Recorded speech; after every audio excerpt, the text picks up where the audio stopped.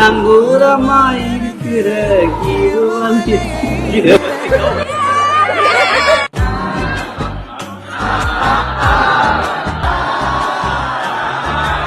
ஸ்டார்டிங்ல ஊனு தான் வரும். நீங்க ஆரம்பத்துல இருந்து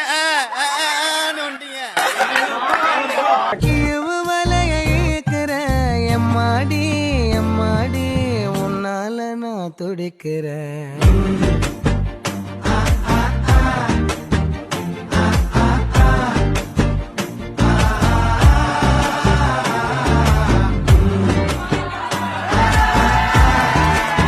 நங்கூரமா எடுக்கிற இந்த பாட்டை கல்யாணத்துக்கு போடலன்னா கல்யாணம் எப்படிங்க முடிஞ்ச மாதிரி இருக்கும், ஒரு ஃபுல்ஃபில்னஸே இருக்காது இல்லங்க அப்படின்ற மாதிரிதான் இந்த வீடியோ இப்போ சமூக வலைத்தளங்கள்ல வைரலா பரவிட்டு இருக்கு.